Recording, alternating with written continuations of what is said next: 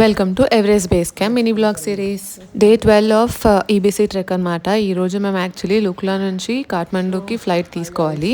So as per hour trek organiser మేము రామేచాప్ వెళ్ళి అక్కడ నుంచి ఒక 5 hours డ్రైవ్ చేసుకుంటూ కాఠ్మండూ వెళ్ళాలి. కానీ 5 hours ఆ జీప్లో డ్రైవ్ ఎందుకులే అని చెప్పి డైరెక్ట్ కాఠ్మండూకి బుక్ చేయమని చెప్పాము with extra money.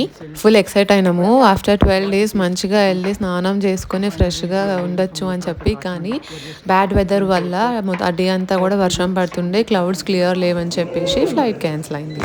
So day 13 మంచిగా లేచి ఈరోజైనా కాఠ్మండూ వెళ్ళిపోతాము అని అనుకున్నాం. కానీ ఎయిర్పోర్ట్ వెళ్ళిన తర్వాత మాకు due to some miscommunication between hour guide ఇంకా ఎయిర్లైన్స్ వాళ్ళకి మమ్మల్ని పంపించలేము అని చెప్పి అన్నారు. ఇంకా ఏడ్చుకుంటూ మళ్ళీ లుక్లో వెళ్ళి అక్కడే రెస్ట్ తీసుకుని నెక్స్ట్ డే ఎలాగైనా వెళ్ళిపోదామని డిసైడ్ అయిపోయినాం అనమాట. మాకు యాక్చువల్లీ పోఖరా వెళ్ళే ప్లాన్ ఉండింది. అది 2 days. ఆ తర్వాత రిటర్న్ ఇండియా ఫ్లైట్ ఉండింది. కానీ ఇవన్నీ క్యాన్సిల్ అయిపోయినాయి అనమాట లుక్లలో ఓవర్ స్టే చేయడం వల్ల.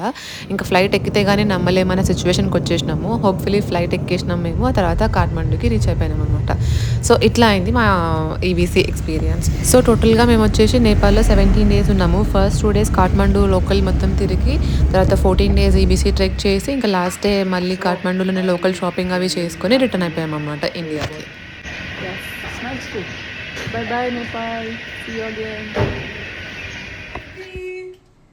Thanks for watching this trek series. మళ్ళీ ఇంకోసారి కలుద్దాం. బాయ్.